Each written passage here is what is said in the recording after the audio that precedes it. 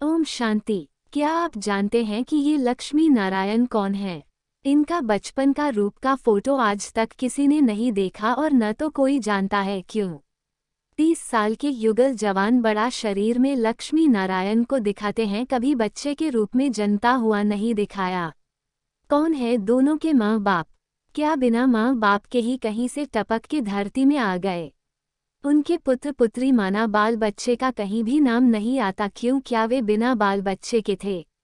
जबकि श्री राधा कृष्ण और राम सीता के अपने बाल बच्चे थे, तब तो उनका नाम आता है। ऐसा कभी नहीं हो सकता कि श्री लक्ष्मी नारायण के बाल बच्चे नहीं थे, जबकि राधा कृष्ण का अपना माँ बाप था। रामचंद्र और सीता के भी माँ बाप थे। आज हर आदमी हो या जानवर हो, सबका अपना माँ बाप है। हर शरीरधारी का माँ बाप जरूर होता है, वो चाहे देवी देवता हो, मनुष्य हो या जानवर हो। इस संसार का नियम ही है कि जो शरीरधारी होगा वो शरीरधारी को जन्म जरूर देगा। आइए आज इस रहस्य को समझते हैं। शास्त्रों में एक श्लोक है, श्री कृष्ण गोविंद हरे मुरारी हे नाथ नारायण वासुदेव। आज हर मनुष्य इस श्लोक को सुनता है, लेकिन इसका अर्थ ना तो कोई जानता है और न तो कोई समझता है। इस श्लोक में ही लिखा हुआ है कि श्री कृष्ण ही बचपन में बाल्यकाल में हैं और जब उनका स्वयंवर होता है राधा से, तब उन दोनों का नाम बदलकर श्री लक्ष्मी नारायण हो जाता है। कृष्ण ही हरि माना विष्णु, मुरारी माना मुरली बजाने वाला, और वही जब 30 साल के युवा होते हैं तो राधा से स्वयंवर होने के बाद हे नाथ नारायण कहलाते हैं। प्रमाण के रूप में श्री कृष्ण के माथे में मोर मुकुट मोरपंख को दिखाते हैं, जो 16 कला संपूर्ण पवित्रता की निशानी है। वही मोरपंख श्री नारायण के भी माथे में भी दिखाते हैं। आज लोग भी श्री कृष्ण और राधा रानी को हर मंदिर में पूजते हैं। राधा के संग कृष्ण का ही नाम लिया जाता है और वही दोनों को स्वयंवर के बाद श्री लक्ष्मी नारायण के रूप में दिखाते हैं। कहने का अर्थ है कि श्री राधा कृष्ण ही श्री लक्ष्मी नारायण हैं। श्री कृष्ण को 16 कला संपूर्ण माना जाता है। 16 कला माना 100%, 16 गुण उनमें था। पवित्रता, मधुरता, हर्षिता, मुक्ता, संतुष्टता, परोपकार, नियमितता, उदारता, नम्रता, प्रेम, क्षमाशील, शुभ भावना, सहनशीलता, ईमानदारी, आज्ञाकारी, रमणीकता, धैर्यता। इसीलिए उनको मोरपंख माथे में दिखाते हैं, जो पवित्रता का प्रतीक है। लक्ष्मी नारायण को भी मोरपंख माथे में दिखाते हैं। श्री कृष्ण के हाथों में मुरली दिखाते हैं, जो बताता है कि सदा सुख चैन की बंशी बजाना, कोई हिंसा नहीं, अहिंसा परमोधर्म। और कृष्ण को सदा मुस्कुराते दिखाया है, शरीर हमेशा टेढ़ा खड़ा दिखाया है, माना सदा आनंद में झूमते हुए। बचपन में माँ बाप छूटा, घर छूटा, कोई भी परिस्थिति में हमेशा सदा मुस्कुराते दिखाया। युद्ध के मैदान में बिना शस्त्र उठाए मुस्कुराते हुए युद्ध जीत लिया। और रामचंद्र के हाथ में धनुष बाण दिखाते हैं, माना वो सिर्फ 14 कला माना 14 गुण वाले थे। हाथों में शस्त्र को दिखाना माना युद्ध की निशानी। अब आइए समझते हैं कि श्री कृष्ण का जन्म किस युग में होता है। युग कितने होते हैं? कौन से युग में किसका जन्म होता है? कौन से युग में कितनी कलाएं माना गुण वाले जन्म लेते हैं? हर एक युग कितने वर्ष का होता है? महाभारत युद्ध क्या है? सबसे पहले सतयुग, त्रेतायुग, द्वापरयुग, कलियुग और संगमयुग।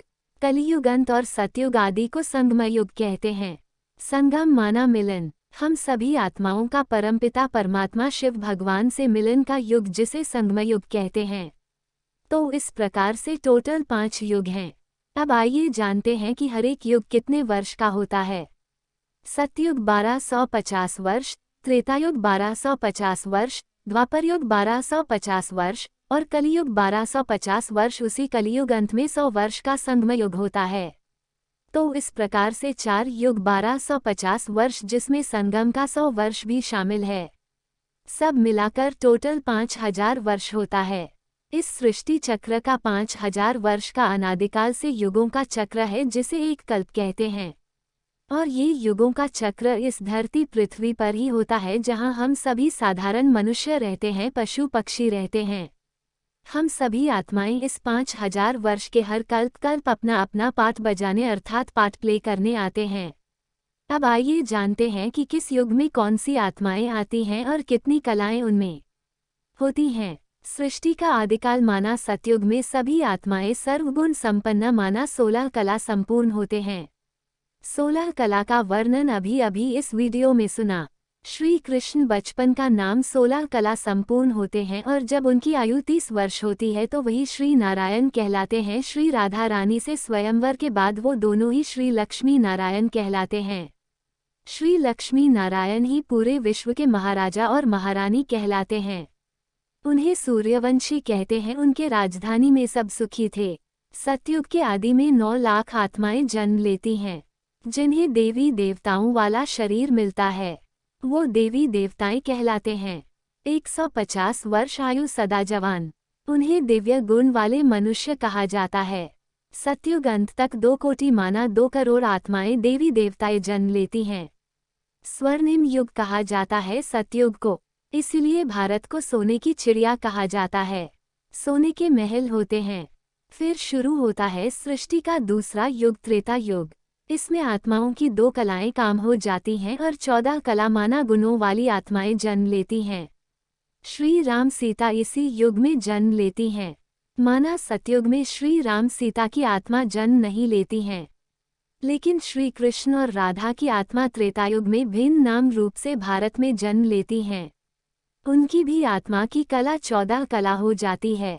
देवी देवताओं में अब गुणों में कमी होने लगी।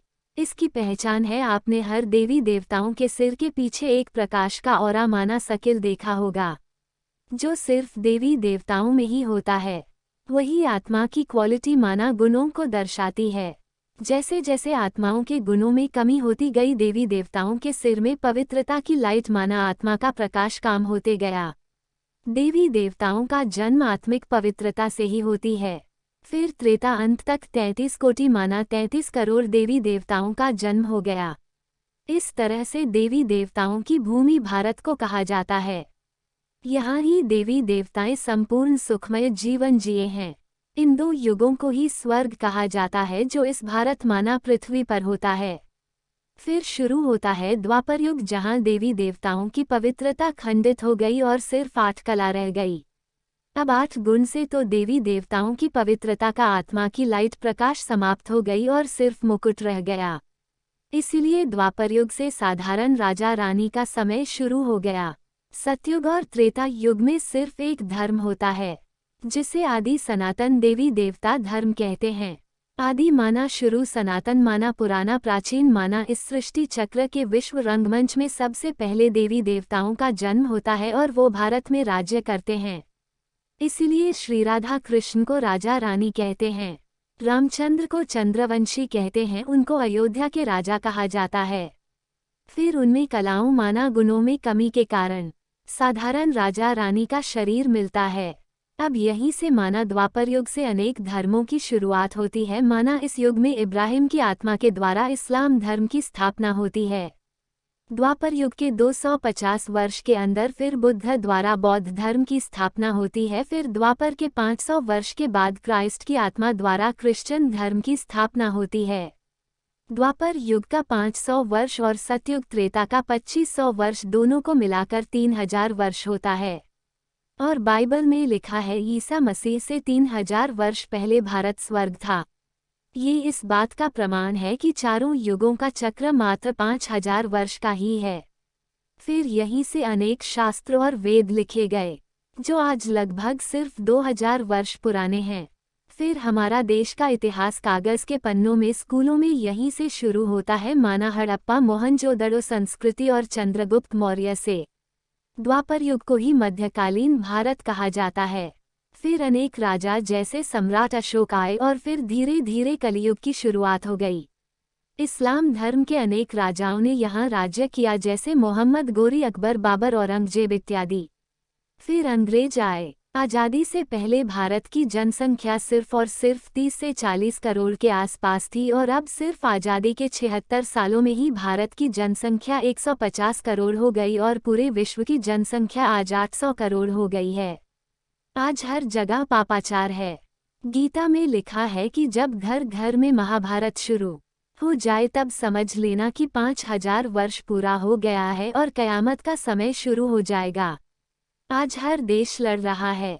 दुनिया बारूद के ढेर पर बैठी है। तीसरा विश्व युद्ध का दूसरा वर्ष भी पूरा होने जा रहा है रूस और नाटो देशों के बीच। दुनिया ने कोरोना को देखा। धीरे धीरे कलयुग का अंत बस थोड़े से भी थोड़ा सा रहा हुआ है। हर न्यूज चैनल में आपको लिखा हुआ मिलेगा महाभारत, क्योंकि आज सभी देश आपस में लड़ रहे हैं। बाढ़ और भूकंप से त्राही त्राही मची है। आज हर घर में लोग अपने बूढ़े माँ बाप को वृद्धाश्रम में भेज देते हैं और अपने घर में कुत्ता पाल लेते हैं। जमीन के लिए हर भाई भाई लड़ रहा है। ये महाभारत नहीं तो और क्या है, यही असली महाभारत है जिसका वर्णन गीता में है। अगले वीडियो में समझेंगे कि देवी देवताओं को देवी देवता किसने बनाया, कब बनाया, उनको भारत का राज्य भाग्य किसने दिया। जरूर उनसे भी ऊंचा श्री श्री श्रेष्ठ से भी श्रेष्ठ कोई है। संगमयुग क्या है, आदि सनातन धर्म की स्थापना कब होती है, कौन करता है। तब तक के लिए ओम शांति।